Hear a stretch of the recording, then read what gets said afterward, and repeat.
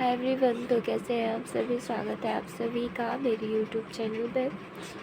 और मुझे थोड़ा जुकाम हुआ है, इस वजह से मेरा सिर दर्द हो रहा था, तो मैंने दिन में नहीं डाला है। मैं अभी रिकॉर्ड करके अभी डालूँगी, क्योंकि जुकाम में आप सभी को पता होगा सर कितना दुखता है।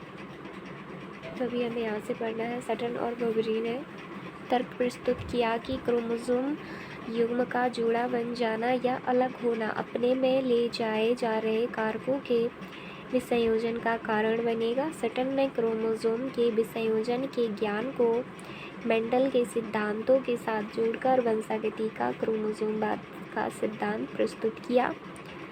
इस विचार के विश्लेषण का अनुपालन करते हुए थॉमस हंट मॉर्गन तथा उसके साथियों ने वंशागति का क्रोमोसोमवाद या सिद्धांत के प्रयोगात्मक सत्यापन किए और यौन जनन उत्पादन विभेदन के लिए खोज के आधार की नींव डाली। मॉर्गन ने फल मक्खियों जो फ्रूट फ्लाई ड्रोसोफिला मेलेनोगास्टर पर काम किया। ये बनी है यहाँ पे चित्र में। ड्रोसोफिला मेलेनोगास्टर ये नर है, छोटा वाला नर है, ये छोटी वाली मधुमक्खी, और बड़ी वाली मधुमक्खी हमारी मादा है, यानी कि स्त्री इसमें बहुत बड़ी है और नर छोटा सा है, बालबूट पर काम किया। और ये ऐसे अध्ययनों के लिए उपयुक्त पाएंगे। इन्हें प्रयोगशाला में सरल कृत्रिम माध्यमों पर रखा जा सकता था। ये अपना पूरा जीवन चक्र 2 सप्ताह में पूरा कर सकती थी और इनमें एकल मैथुन से मतलब एक बार के मैथुन से विशाल संख्या में संतति मक्खियों का उत्पादन संभव था। साथ ही लिंगों का विभेदन स्पष्ट था कि मतलब नर अलग दिख रहा है, मादा अलग दिख रही है। नर और मादा की आसानी से पहचान की जा सकती थी। साथ ही इसमें आनुवंशिक विविधताओं के अनेक प्रकार थे जो कम क्षमता वाले माइक्रोस्कोप से देखी जा सकती है। यानी कि जो आनुवंशिक विविधताओं के अनेक प्रकार थे, इनमें जो हम कम माइक्रोस्कोप की जो होते हैं, कम क्षमता वाले होते हैं, उनमें भी हम देख सकते थे आसानी से। इसके आगे संलग्नता और पुनर्योजन टॉपिक है हमारा। संलग्नता का अर्थ ही होता है साथ साथ लग्न, यानी कि साथ साथ रहना। और ये जो चार्ट दिया गया है यहाँ पे मैंने पढ़ा था ऐसे कि लिंग संलग्न जीनों के अध्ययन हेतु, यानी कि जो लिंग संलग्न जीन है इनके अध्ययन हेतु मॉर्गन ने ड्रोसोफिला में कई द्विसंकर क्रॉस किए। ये मेंडल द्वारा मटर के किए गए द्विसंकर क्रॉसों के समान ही थे। उदाहरण के लिए मॉर्गन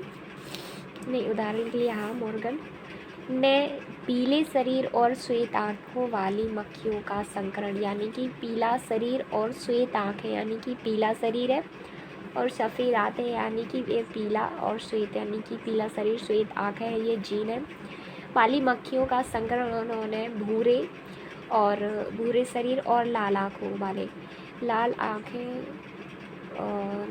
का मतलब क्या है, भूरा शरीर यानी कि येलो, यहाँ पे लिखा है भूरा शरीर और लाल आँखें, यानी कि ये उसका प्रकार है। भूरे शरीर और लाल आँखों वाली मक्खियों के साथ किया और फिर F1 संततियों को आपस में क्रॉस करवाया। उसने देखा कि ये 2 जीन जोड़ी, यानी कि जो जीन जोड़ी थे एक दूसरे से स्वतंत्र विसंयोजित नहीं हुई और F2 का अनुपात, यानी कि दूसरे से स्वतंत्र विसंयोजित नहीं हुई और F2 का अनुपात 9:3:3:1 से काफ़ी भिन्न मिला। 2 जीनों के स्वतंत्र कार्य करने पर यह अनुपात अपेक्षित था। मॉर्गन तथा उनके सहयोगी यह जानते थे कि जीन क्रोमोसोम में स्थित होता है, यानी कि गुणसूत्र पे स्थित होता है जीन। यह एंग्लो सैक्सन, यानी कि यहाँ दर्शाया गया है 5.4 पूरा है। 5.4 कहाँ है, 5.4 में तो देखा भी नहीं है ये कहाँ पे है। 5.4 3 2 और 5.8 है, 5.3 है, 5.4 कहाँ है, 5.4 यहाँ पे 11 है, इसके आगे तो नहीं होगा। 5.4 में समझाया गया क्रोमोसोम या अगले सेक्शन बोल रहा है वो, अगले सेक्शन में कहाँ समझाया, अगले सेक्शन 5.4 कहाँ पे है, फिलहाल बाद में देखेंगे, वीडियो हमारा लंबा हो जाएगा। उसने बोला है कि 5.4 में समझाया गया कि यानी कि जो जीन क्रोमोसोम यानी कि जीन जो होता है हमारा क्रोमोसोम पे स्थित होता है, सभी को पता है। और इन्होंने शीघ्र ही यह भी जान लिया कि जब द्विसंकर क्रॉस में दो जीन जोड़ी एक ही क्रोमोसोम यानी कि जो जीन होता है वो हमारे एक गुणसूत्र होता है ना, जो उस पर गुणसूत्र पे ही हमारे दोनों जीन थे, यानी कि दो जीन जोड़ी में भी दो जीन होते हैं और दो जीन भी वैसे ही लिखा है कि एक ही क्रोमोसोम में स्थित थे। तो जनकीय जीन संयोजनों का अनुपात जो था, जनकीय जीन संयोजन यानी कि जनक वाले जो जीन थे उनका संयोजन अनुपात जो था, जो हमारे जनक नहीं थे यानी कि गैर जनकीय अजनकीय प्रकार से काफ़ी ऊंचा यानी कि हाई, यानी कि जो जनक वाले लक्षण थे वो ज़्यादा थे, काफ़ी ऊंचा था। मॉर्गन ने इसका कारण दो जीनों का भौतिक संयोग, इसने बोला है कि दो जीन का भौतिक संयोग या जुड़ा होना बतलाया, यानी कि उसने कहा कि वो जीन साथ साथ थे। मॉर्गन ने इस घटना के लिए संलग्नता शब्द दिया, यानी कि वो साथ साथ जोड़े में थे यानी कि संलग्न थे। संलग्न शब्द दिया जो एक ही क्रोमोसोम की जीन जोड़ियों के साथ होने का द्योतन करता है, यानी कि यही स्पष्ट करता है कि क्रोमोसोम पे जीन जो थे वो पास पास थे। साथ ही अजनकीय जीन संयोजन के उत्पादन को उसने पुनर्योजन कहा, रिकॉम्बिनेशन, यानी कि जो नया बना है हमारा अलग से मिल गए वो जनक से, जो हमारा जनक नहीं है अजनकीय है, जो गैर जनकीय है, जीन संयोजन के उत्पादन को उसने पुनर्योजन कहा। इसलिए यहाँ पर लिखा दिया कि संलग्नता और पुनर्योजन यानी कि कितना संलग्न है और कितना अलग है कहा गया। और मॉर्गन तथा उसके दल ने यह भी पता किया कि एक ही क्रोमोसोम यानी कि एक ही गुणसूत्र में स्थित होने पर भी कुछ जीन जोड़ी में अधिक संलग्न थी, अर्थात पुनर्योजन बहुत कम था।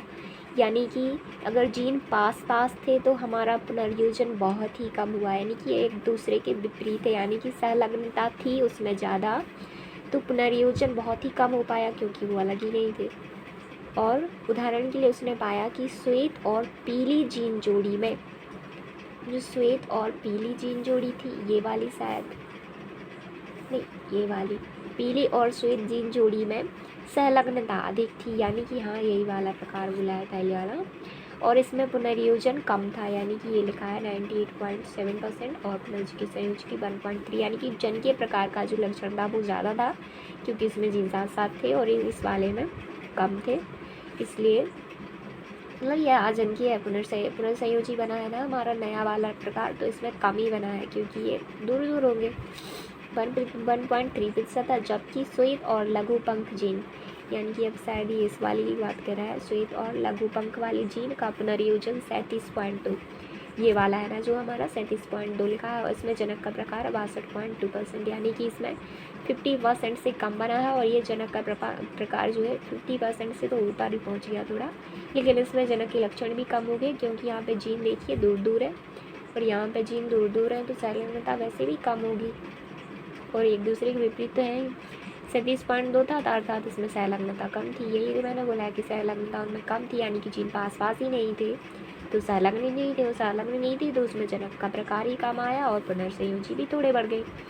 मॉर्गन के शिष्य अल्फ्रेड स्टर्टीवेंट ने एक ही क्रोमोसोम के जीन युग्मों की पुनर्योजन आवृत्ति को जीनों के बीच की दूरी का माप मानकर क्रोमोसोम में इनकी स्थिति के चित्र, यानी कि क्रोमोसोम पे जीन कहाँ है, ये इसमें इनके एक अल्फ्रेड स्टर्टीवेंट एक इनका स्टूडेंट था मॉर्गन का शिष्य, इन्होंने बताया कि गुणसूत्र पर जीन युग्मों की पुनर्योजन आवृत्ति को, यानी कि जीनों के बीच की दूरी कैसे देखें, इनकी स्थिति के लिए उन्होंने रिकॉम्बिनेशन मैप बना दिया। आजकल पूरे जीनोम के अनुक्रम के निर्धारण में आनुवंशिक नक्शे बहुत अधिक काम में लाए जा रहे हैं। ऐसा ही बाद में मानव जीनोम अनुक्रमण परियोजना में भी वर्णित किया गया है, यानी कि जो मानव जीनोम परियोजना है उसमें भी ये वर्णित किया गया है कि जीन की दूरी को कैसे पता करेंगे।